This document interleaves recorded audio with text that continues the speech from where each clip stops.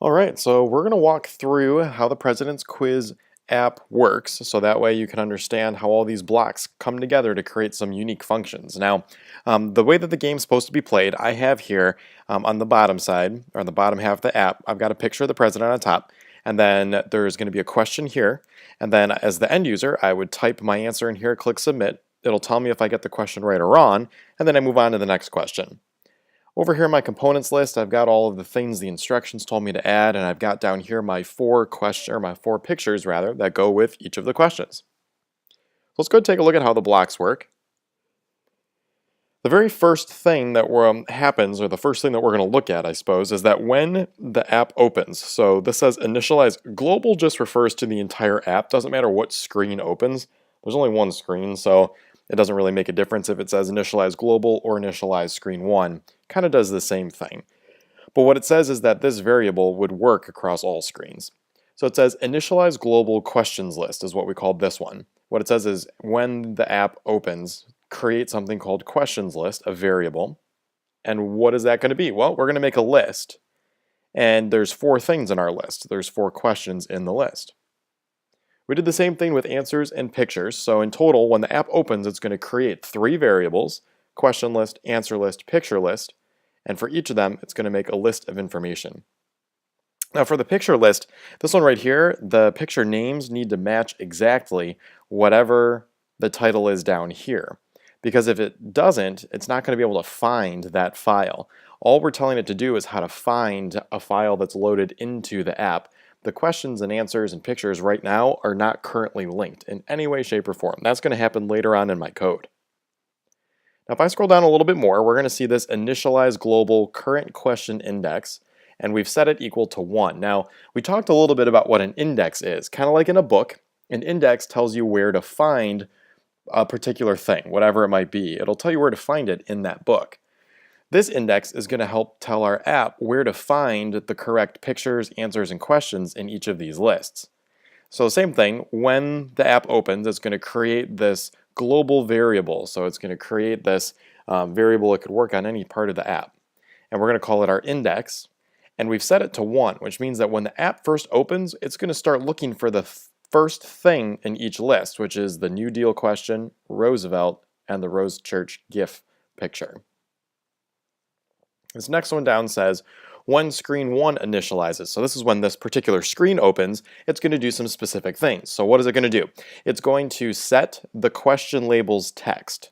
And the question label, I'm going to go back, the question label's right here, right? So it's going to set this label, the information we see, equal to, what are we going to set it to?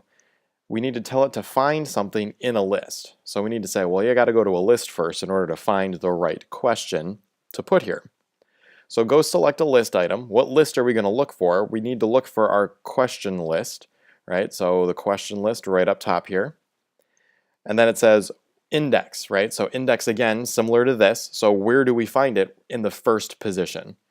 And this one's going to stay the same. We don't use the variable for this because no matter what, when the screen opens, we want it to show the first question. After that, though, it needs to start showing us additional questions. So we'll take a look at how that works in just a second. Now the next block down says when the answer button is clicked, right? So if we go here, this is my answer button where I type my answer and then I click submit and then we'll find out if I'm right or wrong.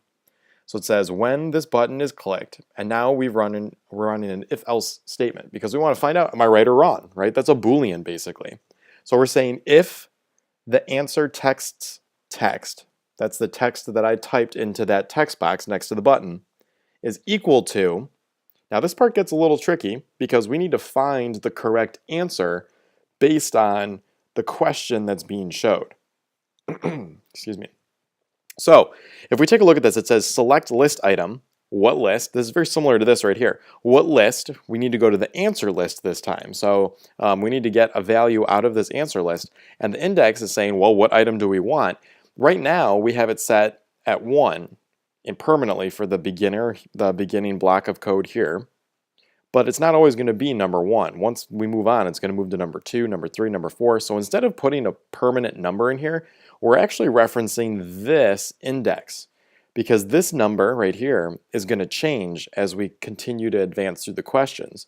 So if this said 3, for example, we're going to be looking at question number 3, this line still works because it says if the answer text that the user put in is equal to the third item in the answer list, then you can tell them they're right, otherwise tell them they're wrong, right? If this was the fourth, if index was number 4, if index was number 9,376, assuming we had that many questions, it's going to look up that number in the answer list. So that's how we start to link our answers to our questions. So it says if the answer text is equal to the actual answer, then change the right wrong label text to show correct. Remember, this is a string, just information it shows. Otherwise, tell the label text or change the label text equal to wrong. So if these two things match, what the user typed in and what the answer in the answer list is, that'll show me I'm right. Otherwise, it's going to show me I'm wrong. Last but not least, once the user, this is our most complex block too, once the user is done, they would click on this next button. And when they click on the next button, so when the next button is clicked, the app is going to do a lot of things. First of all, it's going to set the answer text.text. This is the text box that the user can type in. This is the text that they put there. They're going to change it to a blank string. That basically means they're going to erase or delete the previous answer. So that way the user doesn't have to hit backspace to get rid of it. Then it's going to set the right wrong labels text, the one that just showed us if we were right or wrong. It's going to set that text equal to nothing. It's going to clear that. That's basically what these two green blocks do. They clear the previous question's information. Then it's going to update our index number. So to do that, it says set the current question index. Remember, that's this guy all the way up here. Right now it's number 1. It says, so set this, it's going to change this to, well, what are we going to change it to? We're going to change it to what it currently is, right? Get the current index plus 1. So change the index to what it currently is plus 1. So this right here says 1. So if I click this button down on the bottom, it's going to run through, clear these, then it's going to say set the index equal to the current number 1 plus 1, 2. So now it's 2. And now we've increased so we can eventually fetch the second question, the second picture, and the second answer. Now this if-then block right here, this is a conditional. Remember, conditionals only run if certain conditions exist. If they don't, the code just moves on. There's no like otherwise do this thing. Just if it exists, do it, and then you move on to the next step no matter what. This one's really important because what this one says is if the new number, now we've just updated the number, if this new number is greater than the length of list, questions list. So if the current global index, the new one, which for our case is 2, is greater than the length of the question list, so if that's true, then it's going to set the index, the same number that started as number 1, change it back to number 1. So what this says is if I tap through this 4 times, and you can test this on your app, if you hit the button, I guess 3 times, it's going to show you all 4 pictures, the first one plus the next 3.